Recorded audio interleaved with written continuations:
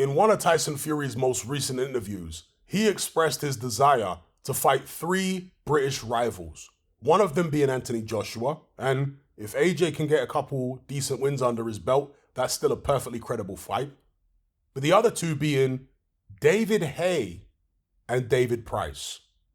Now, I'm sure the Tyson Fury fanboys will be scrambling around and coming up with the typical, usual excuses. Oh, he's just joking. How can you take it seriously? No. I don't take your discernment seriously. When you're a fanboy and you have this blind love and blind faith in a fighter, you're not going to have the most objective assessment of the things that they do.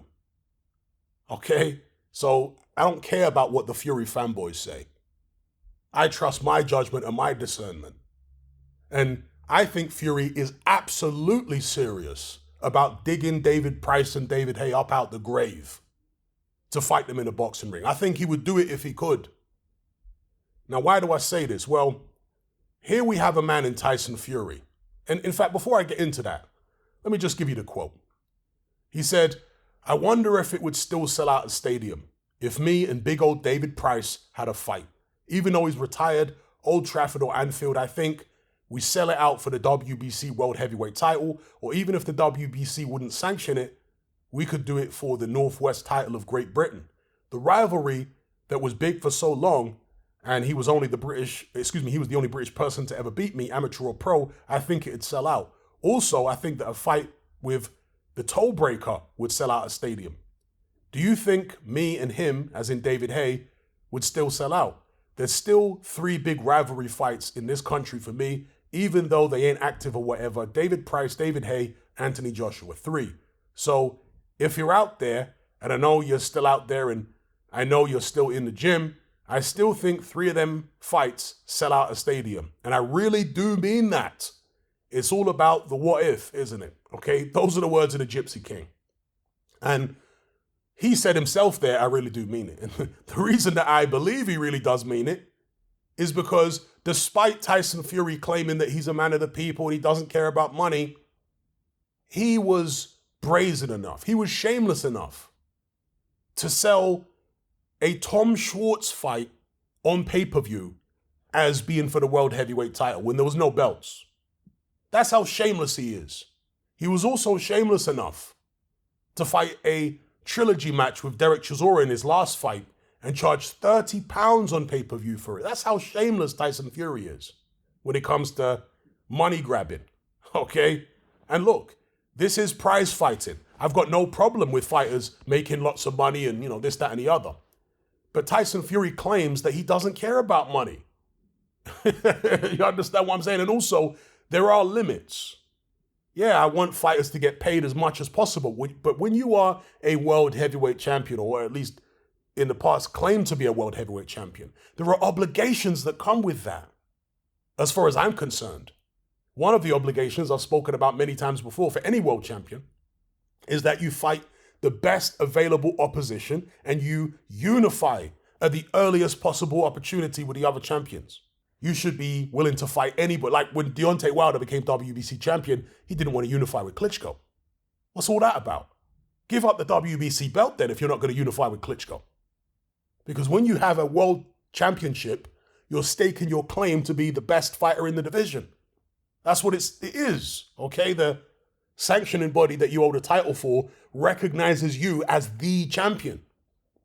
So anyway, Tyson Fury is all about the money. And he's shown in the past that he's all about the easy money if he can do it. Tom Schwartz being an example, Derek Chisora being another example in the trilogy fight. So yeah, if he could get away with digging Haye and Price up out their graves and selling it to the British public, £30 pay-per-view, I'm sure he would do it. But the involvement of the promoter and the broadcaster BT, would they be happy with those kind of fights? Hopefully not. Because if they express any interest in those fights, if they look at them and you know what? Yeah, we can do those, then they'll probably happen, sadly. All right. But if they don't think that those fights will go down well with the public, if they don't think they'll be able to get away with it like the way they got away with the Chisora trilogy, then they most likely will not broadcast those contests. So that's my take on it. Personally, I'm absolutely convinced that Tyson Fury is serious because he loves the money that much.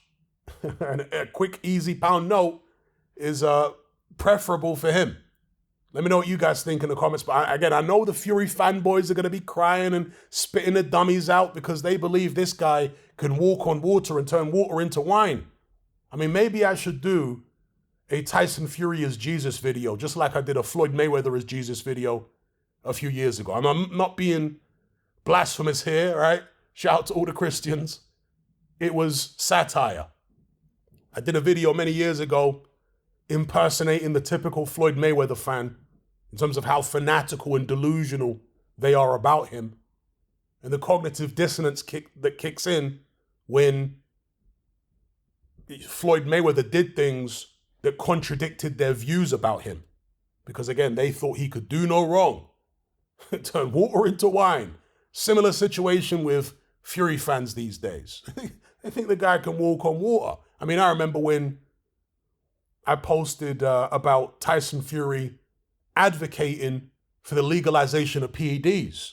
That was a week before the Klitschko fight, the first fight. And the Fury fans went into mental melt. They couldn't handle it. They said, oh no, he was mentally ill. And a week before the Klitschko fight, he was mentally ill. He didn't know what he was saying. See, this is the the quick get out clause. The ultimate cop out is whatever Tyson Fury does, whenever he said something that you can't explain away, oh, he was mentally ill at the time. It's like, are you having a laugh? You can't use that as an excuse arbitrarily in this way. No. Fury said what he said about PEDs and he meant it. Deal with it. And then, of course, a few months after that, he was popped. It is what it is, bro. Same situation here as far as I'm concerned. He means it when he says he'd like to fight David Price at David. I mean, he could have fought David Price, of course, for the British title many, many years ago. But Tyson Fury decided to swerve it. Because at the time, David Price was knocking everybody out and Tyson Fury was struggling. See, of course, things change. He wants to fight him now because Tyson Fury has improved. He's come on leaps and bounds since then. Right? So, of course, he wanted to fight him later on down the line. But at the time, Fury wasn't the fighter physically that he is now in terms of the technique. And he wasn't the fighter mentally. He wasn't as confident back then as he is now. You know, people find it difficult to believe that Fury would have swerved the Price fight, but that's exactly what happened. He looked at that fight, him and his team, and thought, you know what? It's not the right time for Price right now. I need to do more improving. And it's not that Fury was afraid, but he didn't think the risk reward was to his liking. So he decided to go in a different direction and not fight David Price. And by the way, that would have been a big fight at the time. Not like, you know, a huge fight, but it would have been relatively big. David Price was filling out the Echo Arena. David Price was making headlines and knocking everybody out. Remember, he knocked out John McDermott in one round, who Fury went life and death with twice. That was the context, right? So everybody wanted to see it at that time. David Price going in, I'm sure, would have been the bookies' favorite back then. And he would have been bringing more to the table in terms of fan interest, you know, support. So, yeah, maybe he would have been the A side, but whatever. If that fight was to have happened, we wanted to see it back then. We don't want to see it now. Good God, no. And as far as the David Haye fight, well, yeah, David Haye pulled out of their fight. I think it was it a couple? No, it wasn't a couple of times, was it? Just pulled out once. Yeah, so obviously Tyson Fury tried to fight David Haye, to his credit, back in the days, but didn't happen. We wouldn't want to see it now. You know, David Haye's beyond shot. Tony Bellew weighed him in a couple times. And David Haye's last fight was against one of his friends. Wasn't it on Triller? That was a little move about with one of his friends. That was a money grab by David Haye, you know, some shameless stuff. And by the way, I've often compared many fighters, but in particular Tyson Fury and the way he manages his career to Floyd Mayweather. David Haye did the similar thing. When he became when he moved up to heavyweight, he was picking and choosing his fights very carefully. He eventually fought Klitschko, yes, but not before swerving Vitali when he said he would fight him, then taking on Bellew, then playing the public for a couple years, pretending that Klitschko was running from him, Vladimir Klitschko, that is, and then he eventually fought him because he wanted to milk the WBA belt for a while, fighting the Audley Harrisons of the world. John Ruiz was a mandatory, yes, but, he was just trying to draw the situation out so he could maximize the money he's making and build a load of interest in the Klitschko fight. That's what David Haye did. So it's not like, there's only one fighter to ever do this kind of thing. Mayweather has popularized this style of boxing management by using deception and misdirection and what have you. And so, of course, David Haye did the absolutely shameless thing of fighting Audley Harrison. Although at least Audley Harrison was active at the time and he was European champion, after knocking out Michael Sprott in their rematch. But that was still a shameless money grab by David Haye. That fight, absolutely shameless. And I say, I've got no doubt that Tyson Fury is shameless enough to fight David Haye now. If he could get away, in fact, when David Haye heard that, he would have been rubbing his hands together, licking his lips, because Haye is shameless too. Haye knows that Fury would wipe the floor with him. Haye might have, 40 or 50% confidence in winning the fight, but 50 or 60% belief that Fury would beat him. And that's enough for David Haye to go for it, especially if the paycheck is big enough. But we expect that from David Haye, especially now, he's no longer in boxing and all that kind of thing. Whereas with Tyson Fury, as I said earlier on, as a world heavyweight champion, no, you've got obligations.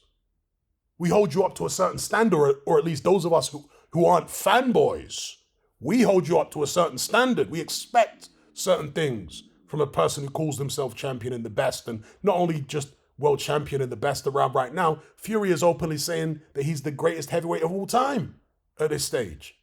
Well, the standards go up even further then, if that's what you're claiming. Right? So anyway, I think Fury would take these fights if he could. Hopefully, and I suspect this is the case, BT and Frank Warren, Bob Arum wouldn't be brazen enough to actually do it. Hopefully. And that's what I suspect it will be. Anyway, let me know what you guys think in the comments. If you're tired of the biased narratives and mass censorship on mainstream platforms, and you want to be part of a community of critical thinkers who love free speech just as much as you do, then come and join me on Patreon and access my weekly no-holds-barred, censorship-free podcast where we lift the lid on a wide variety of controversial topics. It's not mainstream friendly, it's not politically correct, but that's the whole point. We dare to stand as a beacon of reason against an army of insanity. Just head on over to my Patreon page and select the tier called Hatman Hot Topics. You'll gain access to a minimum of 2 hours of exclusive content every single week, including podcasts, videos, interviews, live stream Q&As, as well as my popular Confessions of a Nightclub Bouncer series. Not to mention a vast back catalog of hundreds of hours of previous episodes. You can listen via the Patreon app with the option to download in high quality MP3. We've also got an Element group where you can come and chat and hang out with myself and other members. Unlike Discord, it has full end-to-end encryption, is decentralized, and is 100% censorship free. You can also send voice notes as well as much larger audio and video files than you can on Discord. So come and sign up on Patreon. There's no contract, there's no commitment, you can cancel at any time, and it's cheaper than a cup of coffee. So I'll see you over there. I'm out.